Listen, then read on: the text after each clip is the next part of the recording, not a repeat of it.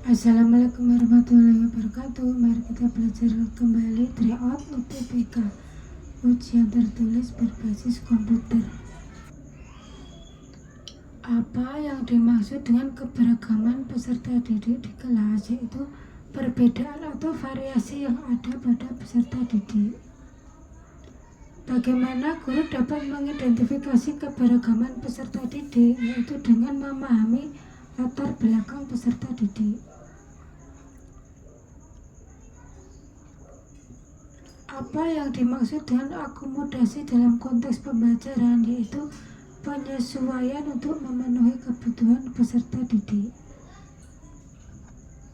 Bagaimana guru dapat memberikan akomodasi yang layak bagi peserta didik dengan gaya belajar yang berbeda.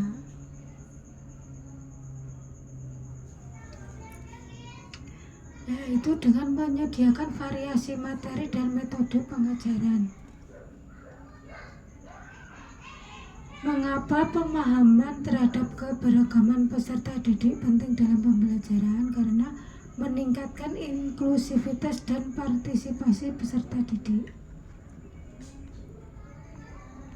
Bagaimana guru dapat menyesuaikan metode pengajaran untuk memenuhi kebutuhan peserta didik dengan keberagaman budaya, yaitu dengan menggunakan bahan ajar yang mencerminkan berbagai budaya. Bagaimana peran teknologi dalam menciptakan fleksibilitas dalam pembelajaran dapat mendukung peserta didik dengan kebutuhan khusus, yaitu dengan menyediakan perangkat dan aplikasi yang mendukung akses dan partisipasi peserta didik berkebutuhan khusus. Bagaimana guru dapat memberikan dukungan khusus bagi peserta didik dengan berkebutuhan khusus, yaitu dengan menyediakan program pendukung dan bantuan sesuai kondisi peserta didik. Bagaimana Bapak Ibu guru dapat menciptakan lingkungan kelas yang mendukung keberagaman peserta didik, yaitu dengan menyediakan berbagai metode pengajaran serta kegiatan yang mendukung minat dan kebutuhan peserta didik. Mengapa ruang belajar harus dapat diakses oleh semua peserta didik sesuai dengan prinsip fleksibilitas? Karena demi mendukung keberagaman peserta didik. Apa yang dimaksud dengan pendidikan inklusif, yaitu menciptakan lingkungan belajar yang mendukung semua peserta didik termasuk yang berkebutuhan khusus. Bagaimana pendidikan inklusif berbeda dari model pendidikan tradisional, yaitu mengintegrasikan semua peserta didik ke dalam lingkungan belajar yang sama. Apa yang menjadi tujuan utama pendidikan inklusif, yaitu menciptakan lingkungan belajar yang mendukung semua peserta didik. Mengapa penting bagi guru untuk memiliki pemahaman mendalam tentang kebutuhan peserta didik berkebutuhan khusus dalam konteks pendidikan inklusif? Karena meningkatkan kemampuan guru dalam memberikan dukungan yang tepat.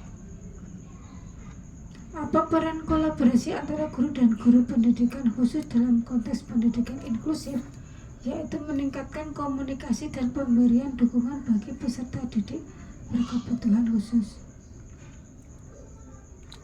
Bagaimana guru dapat menyesuaikan metode pengajaran untuk mendukung peserta didik berkebutuhan khusus dalam kelas inklusif, yaitu menyesuaikan metode pengajaran sesuai dengan kebutuhan individu peserta didik. Mengapa penting bagi guru untuk memahami keragaman peserta didik di kelas inklusif? Karena meningkatkan partisipasi dan keterlibatan semua peserta didik. Bagaimana sekolah dapat menciptakan lingkungan inklusif bagi semua peserta didik, yaitu dengan mengintegrasikan semua peserta didik ke dalam kehidupan sekolah secara menyeluruh. Apa yang dapat dianggap sebagai tantangan utama dalam menerapkan pendidikan inklusif di sekolah, yaitu meniadakan perbedaan di antara peserta didik. Bagaimana guru dapat membangun budaya inklusif di dalam kelas dengan meningkatkan komunikasi dan kerjasama di antara peserta didik. Terjadi kasus perundungan di kelas Anda yang membuat seorang peserta didik berkebutuhan khusus takut untuk kembali ke sekolah. Padahal sebelum kejadian tersebut ia dikenal sebagai peserta didik yang rajin dan bersemangat. Sebagai wali kelas Anda sudah menemuinya, namun tetap tidak berhasil membujuk. Jika menemui situasi tersebut, apa yang Anda lakukan? Yaitu meminta bantuan konselor atau psikolog untuk melakukan pendampingan pada peserta didik tersebut.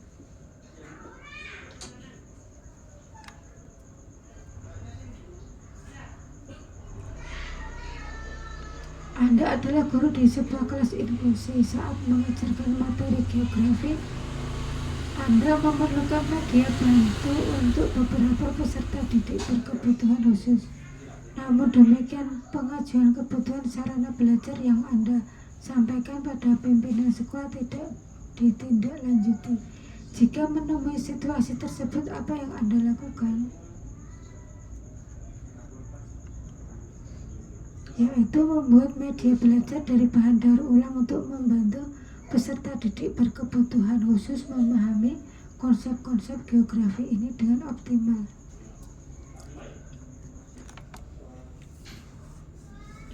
Pada peralihan semester ini Anda ditugaskan untuk mengelola sebuah kelas inklusif.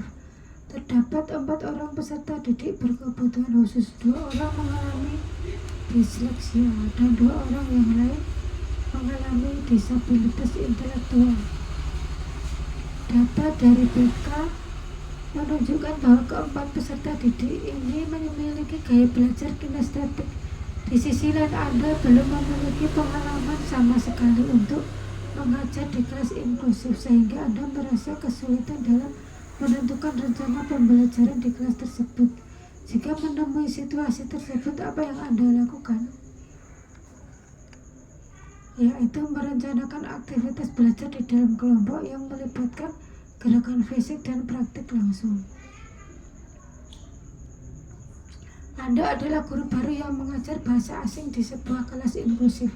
Menjelang penilaian tengah semester, waktu Anda menyiapkan soal cukup terbatas.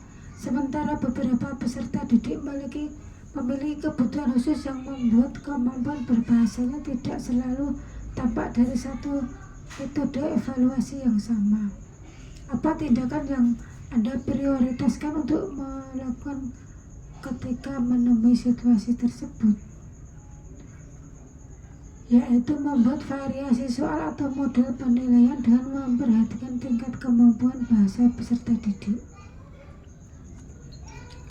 Sudah 1 minggu Anda diminta mengajar di satu kelas yang belum pernah Anda masuki. Tidak ada informasi spesifik tentang kondisi peserta didik di dalamnya. Namun Anda melihat ada lebih dari 3 peserta didik yang selalu kesulitan mengikuti pelajaran, serta ada 1 peserta didik yang menunjukkan pola perilaku berbeda saat berinteraksi dengan teman yang lain. Sebagai guru, apa tindakan yang Anda prioritaskan untuk dilakukan ketika menemui situasi tersebut? Yaitu menyesuaikan kembali rancangan pembelajaran untuk lebih memfasilitasi keragaman kondisi peserta didik. Peserta didik yang mengalami autisme selalu kesulitan memahami penjelasan di kelas meskipun sudah Anda berikan secara sederhana. Sebenarnya Anda mengetahui bahwa menggunakan media visual seperti pada social story akan membantu mereka memahami informasi dengan lebih mudah, namun membuatnya akan membutuhkan banyak waktu. Di sisi lain, Anda memiliki tugas-tugas administrasi yang cukup memakan waktu Anda. Sebagai guru di kelas inklusi, apa yang Anda lakukan ketika menemui situasi tersebut? Yaitu membuat media visual yang meskipun sederhana namun membantu dalam memberikan penjelasan. Anda sedang menyiapkan rencana aktivitas refleksi untuk mengevaluasi pelaksanaan kegiatan lapangan.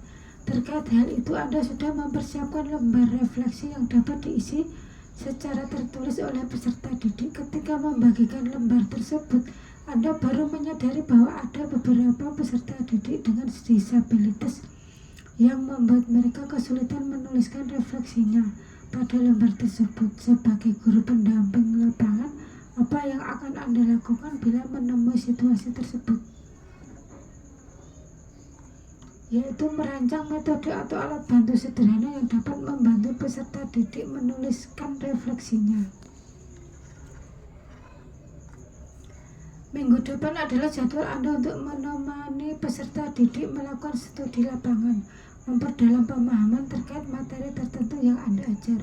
Anda sudah merencanakan kegiatan apa saja yang akan dilakukan, namun kemudian Anda baru ingat bahwa terdapat tempat peserta didik berkebutuhan khusus yang lebih suka membaca buku atau melihat gambar daripada harus beraktivitas di lapangan.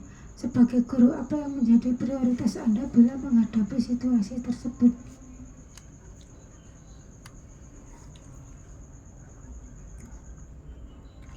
Yaitu mengelompokkan kegiatan di lapangan berdasarkan gaya belajar peserta didik di kelas.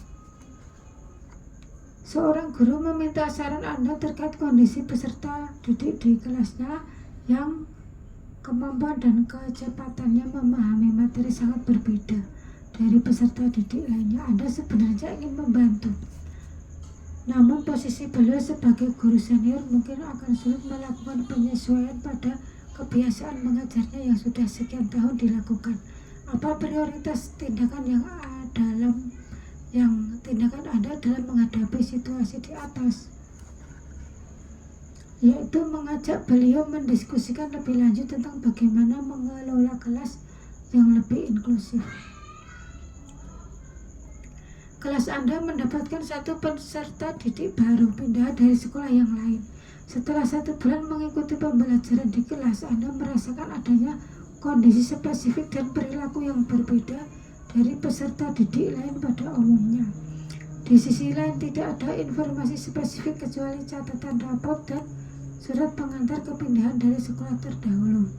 Sebagai guru kelas, apa yang akan Anda lakukan ketika menemui situasi tersebut? Yaitu mengkonsultasikan dengan konselor atau psikolog sekolah yang lebih memahami.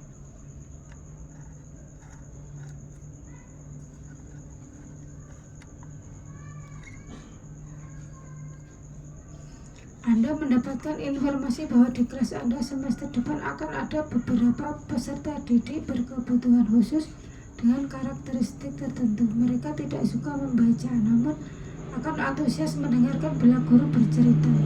Kondisi ini cukup membingungkan mengingat Anda belum memiliki pengalaman khusus di kelas inklusif sebelumnya. Apa yang Anda lakukan jika menemui situasi ini? Yaitu menyusun kegiatan pembelajaran dengan diskusi dalam kelompok kecil agar peserta didik dapat mengekspresikan ide-idenya.